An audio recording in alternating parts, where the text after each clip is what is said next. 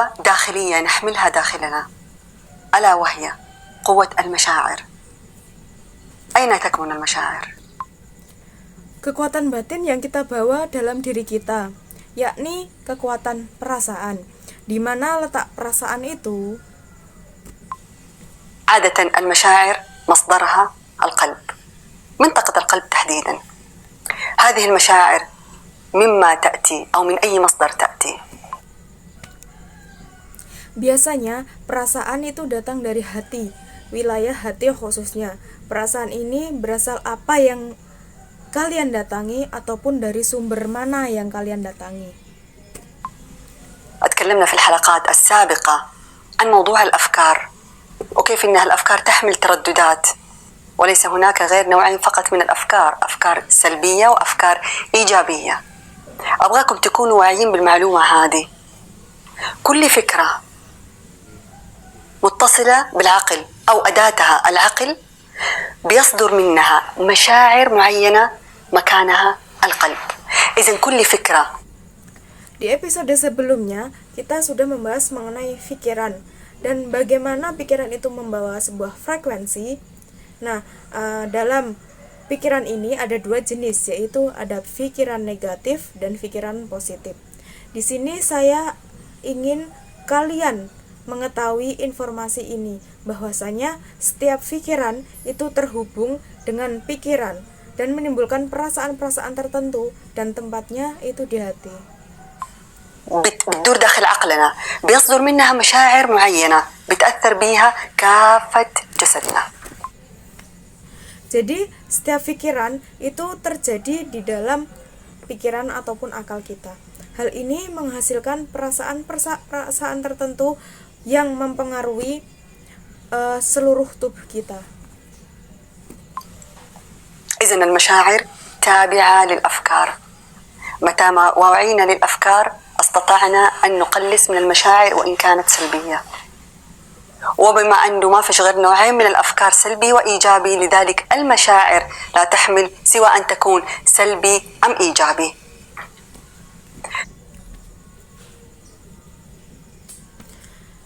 Jadi perasaan itu di bawah pikiran kita. Kapanpun kita menyadari adanya pikiran tersebut, maka kita dapat mengurangi perasaan-perasaan tersebut, meskipun perasaan itu negatif. Karena adanya dua pikiran tersebut, yaitu negatif dan positif, maka perasaan itu hanya bisa dirasa dengan pikiran negatif dan juga positif.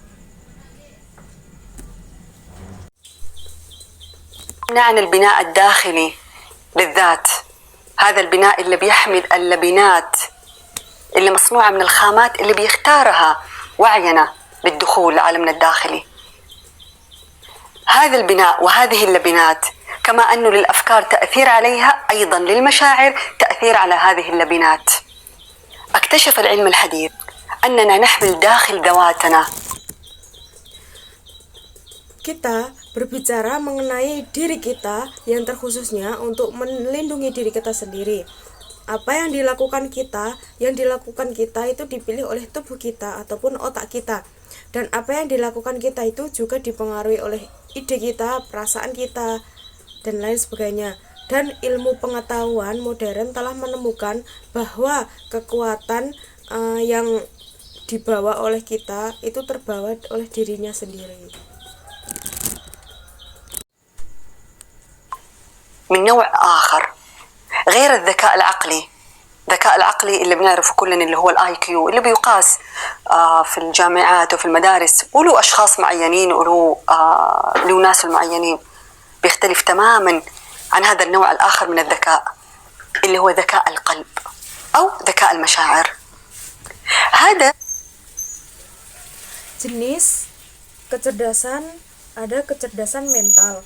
Kecerdasan mental ini bisa disebut dengan IQ, kecerdasan IQ, yang mana kita ketahui bersama bahwasanya kecerdasan itu bisa diukur di universitas ataupun di sekolah-sekolah dan memiliki orang-orang tertentu dan dimiliki oleh orang-orang tertentu.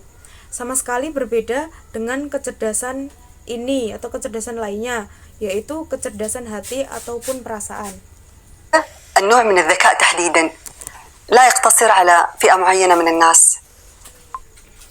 Kecerdasan jenis ini khususnya itu tidak terbatas pada sekelompok orang tertentu. إنه داخلك أنت وداخل كل البشر. هو تلك Hal itu ada di dalam dirimu, kamu ada di dalam diriku, dan di dalam semua manusia. كالقوة الكامنة إلا إن سلطنا عليها الوعي استطعنا أن نسير كل حياتنا بسلام وسعادة. قوة الذكاء الآخر أو ذكاء القلب تكمن. ليش إحنا لازم نكون واعيين بذكاء القلب؟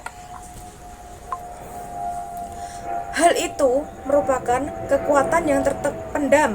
Jika kita tidak melepaskan kesadaran tersebut, maka kita akan mampu menjalani kehidupan kita dengan damai dan juga bahagia. Kekuatan ataupun kecerdasan ini terletak di dalam hati. Mengapa kita harus memiliki kecerdasan tersebut? لأسباب عديدة. أول سبب حتى نتمتع بالتوازن الداخلي على مستوى العالم الباطن والعالم الخارجي، حتى نتمتع بتوازن عالي على مستوى الروح والعقل والجسد. السبب الآخر، sebab pertama, kita dapat menikmati keseimbangan batin kita pada tingkat dunia kita sendiri dan di dunia luar, sehingga kita dapat menikmati keseimbangan pada jiwa kita, pikiran, dan raga kita. للنجاح في هذه الحياة، في أحد مننا يكره إنه هو يكون إنسان ناجح في هذه الحياة؟ أنا ما بتكلم على نجاح في العمل، أنا بتكلم على نجاح حتى على المستوى الشخصي، على الصعيد الداخلي. Sebab yang terakhir, untuk sukses dalam hidup ini ada di antara kita yang benci menjadi orang sukses dalam hidup ini. Saya tidak berbicara mengenai pekerjaan atau kesuksesan dalam pekerjaan. Saya itu berbicara mengenai tentang kesuksesan pada diri sendiri, bahkan pada tingkat pribadi dan pada tingkat internal orang tersebut. إذن ذكاء القلب يساعدنا على النجاح في هذه الحياة. والشيء الثالث والأهم، يقوي تواصلنا بعالمنا الداخلي، يقوي التواصل بالذات أكثر وأكثر. من ضمن الأمور اللي نقدر نستفيد منها من الذكاء الآخر هو أن نكون واقعيين في مشاعرنا غير مبالغين، لأنه مع الأسف الشديد أغلب البشر مبالغين. Jadi, kecerdasan hati membantu kita untuk sukses dalam hidup ini. Dan yang ketiga dan yang terpenting merupakan memperkuat hubungan kita dengan dunia batin kita. Semakin memperkuat hubungan kita dengan diri kita sendiri di antara hal-hal yang bermanfaat. Kecerdasan lainnya adalah bersikap yang realistis perasaan kita dan tidak melebih-lebihkan, dikarenakan kebanyakan orang itu melakukan hal tersebut. فالشديد أغلب البشر مبالغين في المشاعر، إما إنهم يكونوا عندهم مبالغة جدا في الحب، مبالغة جدا في النفاق، مبالغة في العطاء، مبالغة في أي أمر أو أي قيمة من القيم اللي إحنا بنعيشها. هذه المبالغة بتبعدنا تماما عن التوازن أو العيش بتوازن في هذه الحياة، لأنه هذه المبالغة عادة ما تصاب الإنسان بالاصطدام بالواقع اللي هو عايشه، لأنه عادة هذه المبالغة هي من صنع العقل. Mereka melebih-melebihkan dalam perasaan mereka, entah mereka sangat melebih-melebihkan dalam percintaan, ataupun kemunafikan, ataupun dalam memberi, dan melebih-melebihkan dalam hal apapun atau nilai apapun yang kita jalani. Berlebihan ini sama sekali menjauhkan kita dari keseimbangan atau hidup seimbang dalam hidup ini, karena sikap berlebihan yang biasanya menimpa seseorang dengan benturan dengan kenyataan yang dialaminya, karena sikap berlebihan ini biasanya diciptakan oleh pikiran diri kita sendiri. ليس لها أساس في الواقع، ولما يجي الإنسان بيمارس هذه المبالغة بيصطدم بواقع مخالف عن الافتراضات اللي داخل عقله. لذلك إما يصاب بالإحباط، بالانهزامية، بالاكتئاب، بالحزن، بالألم النفسي. ولكم أن تعدوا ما شئتم من المشاعر السلبية اللي بيصاب بها البشر.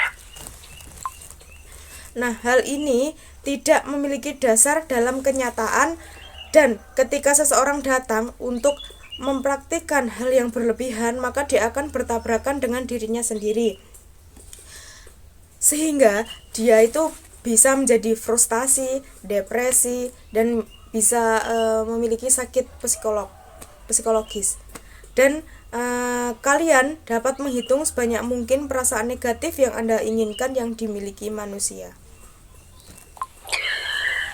اللي نبغاه إنه إحنا نزيد وعينا في هذا النوع من الذكاء تحديدا. بتسليطنا للضوء على هذا النوع من الذكاء إحنا قاعدين نزيد الوعي ونوسع الوعي. ليش؟ Yang kami inginkan yaitu meningkatkan kesadaran kita semua terhadap jenis kecerdasan ini. Khususnya dengan menyoroti kecerdasan ini, kita dapat meningkatkan kesadaran dan memperluas kesadaran tersebut. بإمكاننا إنه إحنا نعرف نتحكم في ردات فعلنا الداخلية. بإمكاننا إنه إحنا نعيش التوازن مع الآخر أو مع الذات.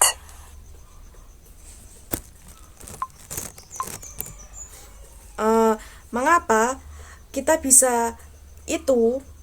Kita tahu dan kita mengendalikan reaksi diri kita sendiri.